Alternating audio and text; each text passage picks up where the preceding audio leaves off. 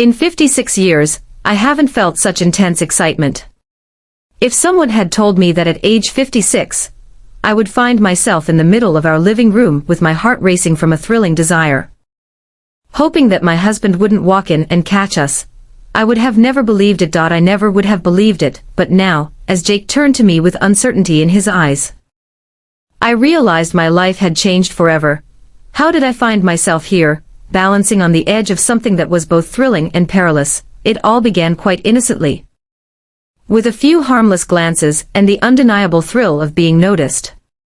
My name is Karen, and for years, I lived a predictable life in our comfortable house in the suburbs of New Jersey with my husband, Tom. He toiled for extended hours at a construction firm, and his regular business trips often left me in the expansive silence of our home. My days unfolded in a tapestry of familiar tasks, solitary dinners, and evenings filled with the monotonous sounds of the neighborhood.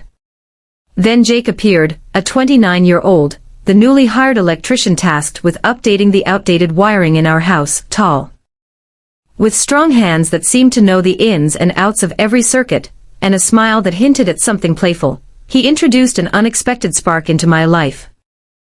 I recall observing from the kitchen as he ascended a ladder to replace a light fixture. The way his t-shirt clung to his shoulders and the effortless confidence in his movements stirred feelings I hadn't felt in years. What started as curiosity swiftly evolved into something far more powerful. I created reasons to drift into the space where he was focused, feigning an interest in monitoring progress or providing snacks. His courteous demeanor, with a respectful "yes, ma'am," made me feel a rush of warmth, reminiscent of a schoolgirl's innocent blush.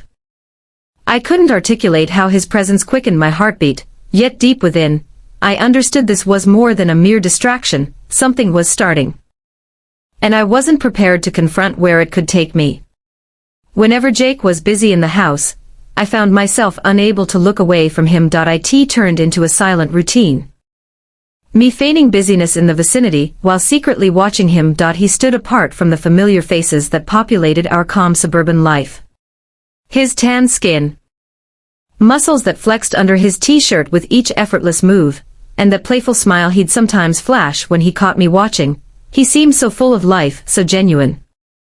I reassured myself that it was merely a harmless intrigue, akin to appreciating a stunning piece of art, yet that didn't clarify the way my breath would hitch in my throat when he bent down to gather his tools, or the subtle excitement I experienced when our hands nearly grazed as he handed me a light bulb.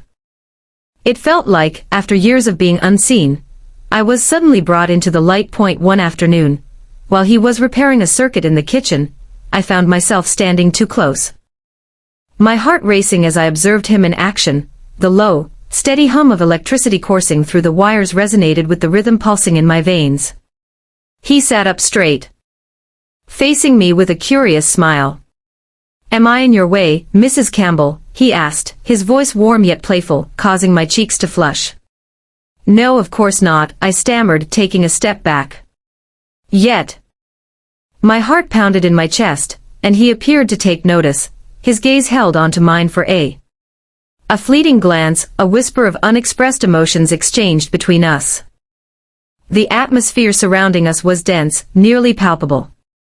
As he packed up his things that day, I observed him from the doorway, unable to conceal the yearning in my gaze. As he finally departed, shutting the door softly behind him, I remained in the stillness, sharply conscious of the profound changes that had unfolded in my life. The simple walls of my home.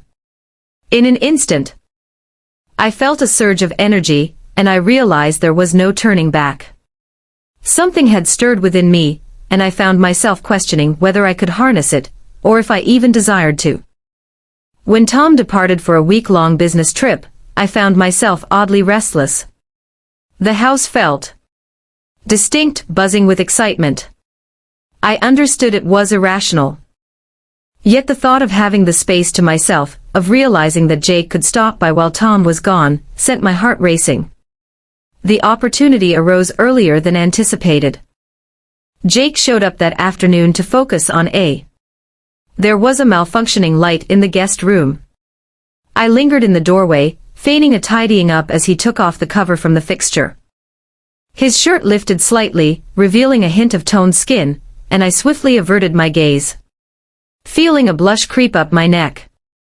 When he finished, I swallowed my nerves and said, Would you like a cup of tea? You've been working hard. I attempted to sound nonchalant, even as my voice trembled. Jake gazed at me, astonished, but then a smile broke across his face, a warm, effortless grin that illuminated his features. Sure, I would appreciate that, he responded. We transitioned to the terrace, where the sun poured its golden light over the yard. I brought out 2 steaming mugs, and we sat together, the space between us both comforting and intensely electric. Jake started sharing his aspirations, expressing his desire to launch his own venture someday, to be his own leader, and escape the drudgery of countless job listings. His enthusiasm was infectious, and for the first time in ages, I felt vibrant, genuinely vibrant, simply by hearing someone share their dreams. I laughed more than I had in years, the sound feeling almost unfamiliar in my throat. Yet it was his gaze that ensnared me, profound and contemplative. The manner in which he absorbed every word, genuinely absorbed, made me feel like a person of significance. As our discussion came to a close, there was a stillness in the air. He looked at me, and an unspoken weight hung in the air between us. My hands trembled as I gathered the empty mugs, and I realized then that whatever had started between us was merely building resilience. A part of me yearned for it, while another part dreaded how far I might allow it to unfold. Following that afternoon on the terrace, our discussions transformed into a routine, akin to a clandestine ritual that united us. Every time Jake visited the house, I would discover a reason to prolong his stay, seeking his counsel on the garden, reminiscing about an old travel tale that craved an audience, or just extending the invitation for another cup of tea. We would engage in light conversation, yet underneath our dialogue, something intensified and expanded. It was electric, an invisible thread pulling us closer with each encounter. I found myself anticipating his visits more than I ought to have. I'd find myself preparing in the morning, attending to my hair and the choice of an outfit that highlighted the curves I had long ceased to notice. The excitement of encountering him, of experiencing that subtle exhilaration, filled me with a sense of vitality and daring. My heart would flutter when I heard his truck pull up in the driveway, reminiscent of a schoolgirl with a crush. Infatuation, however. When Tom returned from his business trip, he brought with him his familiar, unwavering presence, and in that moment, Jake's visits took on a more perilous tone. One afternoon, as I was folding laundry, I caught the sound of Tom's voice drifting from his office, muffled yet distinct through the walls. Shut entrance. The weight of guilt pressed against my chest. A constant reminder of the delicate boundary I was dancing around. However, when Jake showed up that very day to inspect the porch light, the sight of him caused the guilt to falter, substituted by an intense yearning. I stood by the kitchen window, observing him as he toiled outside. He paused, wiping the sweat from his brow, and glanced toward the house. Our gazes intertwined. Through the glass, he held my gaze a moment too long. The intensity in his gaze caused my breath to catch, and he swiftly returned to his task. I realized then that what existed between us was not merely a figment of my imagination. It was genuine, bubbling just beneath. The surface was calm, yet with Tom home, the tension escalated to an unbearable level. There was an undeniable sense of incompleteness between Jake and me, an unresolved tension that was becoming increasingly difficult to ignore. I attempted to dismiss the pain that lingered in my chest each time I caught sight of Jake from afar, yet it only intensified. I attempted to push aside the pain that lingered in my chest each time I caught sight of Jake from afar, yet it only intensified. Tom, unaware of the turmoil brewing within me, spent more time at home. And my husband's presence started to feel overwhelming. The walls of our home seemed to constrict, and the habits I had once held onto felt like shackles. One morning, I noticed Jake walking past on his way to a neighbor's property. He gazed at our house, and our eyes locked for a brief, breathless instant. Disappointment lingered, a quiet inquiry. Had I altered my perspective? let my enthusiasm wane. The idea that he could think I had forgotten him twisted painfully in my chest. It merely resulted. My yearning grew more intense and desperate as I sought to shake the feelings building up inside me. I threw myself into tasks around the house. I dusted shelves that were already clean, rearranged cabinets that were neatly organized, yet nothing seemed to make a difference. Unease consumed me, intensifying daily as I struggled to concoct a reason to be close to him. Tom noticed my restlessness one evening over dinner. "Is everything all right? You seem distracted," he said, his fork pausing mid-air, his brow furrowed. Authentic worry. I managed a smile, shaking my head slightly, and whispered something about feeling weary. But I knew the truth, it wasn't fatigue. It was the pull, the craving for something I couldn't name, and the thrill that had taken root, making it impossible to ignore the tension between what I desired and what I understood to be true consumed me without mercy. I awoke at strange hours, gazing at the ceiling, haunted by echoes of Jake's laughter, and the way his eyes had held mine. I chastised myself for being foolish and reckless, yet the longing had already etched itself into my very being. I was filled with a terror at the depth of my desperation. It was during one of those sleepless nights, with Tom softly snoring beside me, that the realization struck me: I could no longer afford to wait. A decision loomed, and the path I chose next would alter the course of everything. The house lay enveloped in the quiet of midnight. Yet my thoughts surged with a frenetic energy, unyielding and chaotic. I reclined in my bed beside Tom. The soft cadence of his breathing offered both solace and anguish. His presence was meant to ground me, yet it felt more like a weight dragging me down. My heart raced as I slipped out of bed, trying to be as silent as I could, each creak of the floorboards causing me to flinch. Downstairs, the air felt cooler, sharper, almost electrified.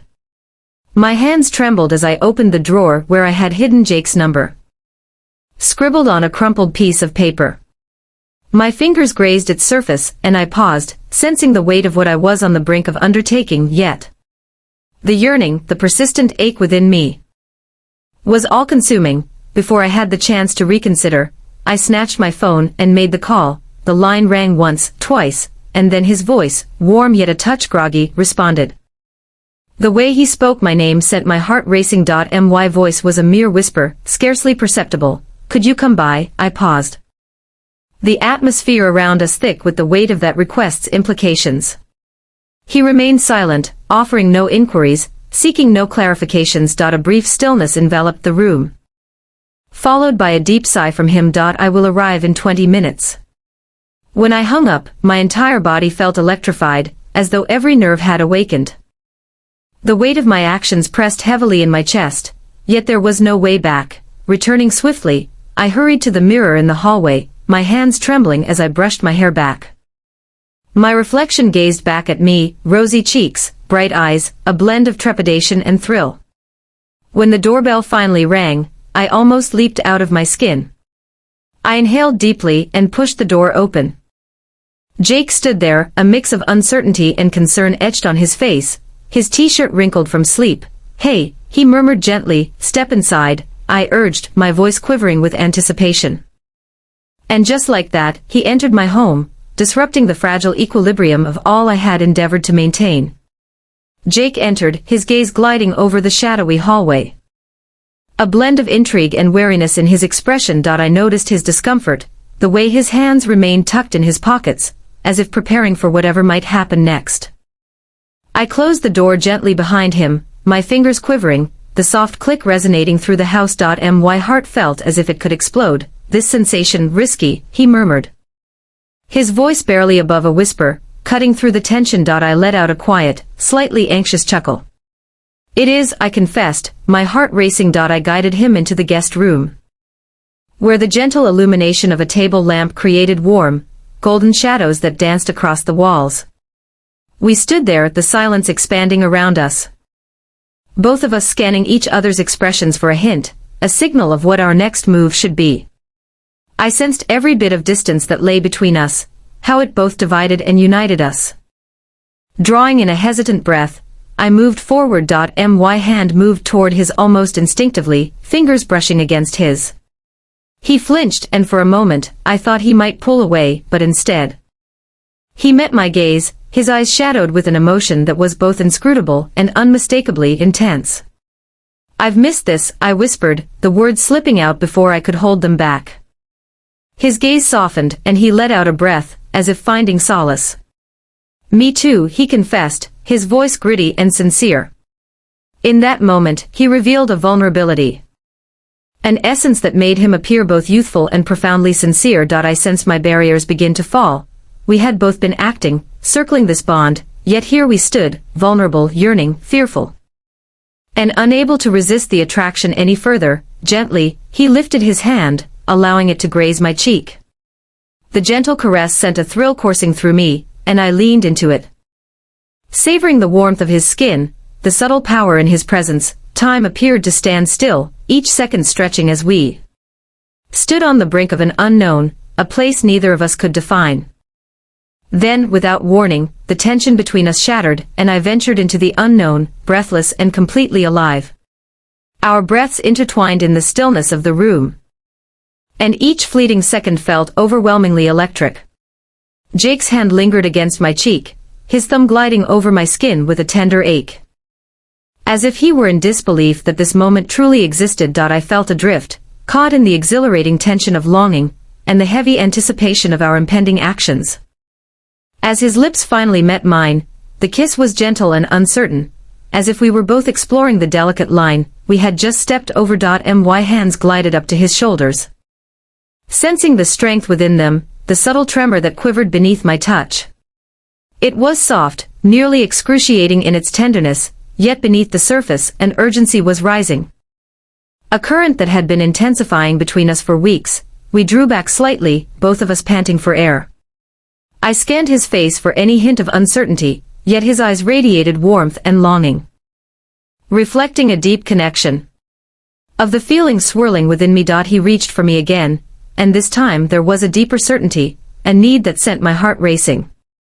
We collapsed onto the guest room sofa, and his fingers discovered mine, entwining as though in search of comfort. Every touch unveiled a fresh revelation. A reminder of feelings I had nearly forgotten, of a part of myself that had been dormant for far too long. His lips glided along my jaw, and I tilted my head back, relishing the closeness. The intimacy that was both exhilarating and daunting, yet beneath it all, a flicker of trepidation lingered. The guilt lingered, a soft murmur I sought to quiet, yet in that instant, it was overshadowed by the warmth of his hands, the gentle sigh that slipped from my lips as he drew me nearer. My body responded instantly, and I experienced a blend of strength and fragility simultaneously. Yet, as we surrendered to the emotions that had been accumulating for such an extended period, I was aware the truth we were overlooking. We had crossed a threshold that was irreversible, and while the experience was exhilarating, I couldn't dispel the unease that loomed, hidden just beyond the fervor. As the thrill of our fleeting encounter started to fade, the weight of reality returned, cold and oppressive. Jake's hands, once so warm and vibrant, now rested on mine with a softness that seemed almost tentative. We withdrew a bit, and the abrupt silence amplified the resonance of our actions. I sat there, my breath still unsteady, feeling the warmth in my cheeks and the echoes of desire hanging in the atmosphere, yet, in that moment, dread pierced through, relentless and unforgiving. What had we done? What if Tom discovered the truth? I allowed myself to be carried away, eagerly plunging into an emotion that was both forbidden and audacious, and yet, a part of me couldn't quite muster the feeling of regret. Jake appeared to notice the change in my mood. He gazed at me with wide, searching eyes, the vulnerability in his expression lending him an almost boyish charm. "Are you okay?" he asked, his voice gentle and filled with worry. I managed a shaky smile, my fingers quivering as I withdrew them from his hold. "I don't know," I whispered, my voice faltering. The burden of our choices loomed over us, and for an instant, the guest room felt stifling. The soft radiance of the lamp now appeared unforgiving, accentuating each flaw, every trace of our remorse. Jake shifted, running a hand through his tousled hair, his shoulders taut with tension. I never meant to make things complicated, he murmured, his voice thick with regret. A pang of something raw twisted inside me. I reached out, touching his arm lightly. It's not your fault, I said, though I wasn't sure I believed it. The bond we shared was unmistakable. Yet it also jeopardized everything I understood. We remained there quiet, as the weight of it enveloped us. Somewhere down the hall, the faint creak of the house settling startled us both. And the fear embedded in that small sound sent a shiver through myself. We were on borrowed time, and I understood that the repercussions could obliterate everything, yet as the fear intensified, I held tightly to the recollection of his touch, aware that it had transformed me for all time. The days that followed were a complex tapestry of feelings, each one drawing me in a unique direction. Guidance, fear, guilt, and an aching sense of loss permeated the stillness of the house. I moved through my routines, burdened by a heavy heart. Each step echoing the lingering presence of Jake's touch. Tom was home, his presence a constant reminder of the line I had crossed. Every time he looked at me with that familiar, loving gaze, I felt a pang of regret deep in my chest, yet the recollection of Jake remained, a flicker I couldn't extinguish. I found myself lost in thoughts about him. The joy in his laughter, the passion in the way he spoke of his dreams, and the warmth that radiated from his eyes when they met mine. It was an emotion I hadn't anticipated at this point in my life. An unexpected surge of something I believed I had lost for good. One evening, Tom departed for the store, and the house was enveloped in silence. I discovered I found myself standing in the guest room. The very place where everything had unfolded. The atmosphere was thick with the significance of that moment, yet I could still sense the echoes of the bond Jake and I had once experienced. My fingers glided over the back of the sofa, and I released a breath I hadn't noticed I was holding. I understood that it couldn't go on. What we had experienced was a tempest. An abrupt plunge into something exhilarating and taboo, yet the price was too steep. I possessed a life, a marriage, a history that warranted respect, however. That didn't simplify the process of letting go. Proceed. A week later, I received a message from Jake. It was simple, almost painfully so. I hope you're okay. I will forever cherish what we had. Emotions welled up as I read those lines, the reality settling in. I typed back, thank you, I'll never forget, and with that I set the phone down. Experiencing the anguish of grief alongside the comfort of a cherished remembrance, life progressed, yet something had stirred within me. I understood that I would hold on to that fleeting, exquisite moment with Jake. Forever a reminder that even in the quietest parts of life, sparks could still ignite. Remember to give this video a thumbs up, my friend. I hope you enjoyed our time together.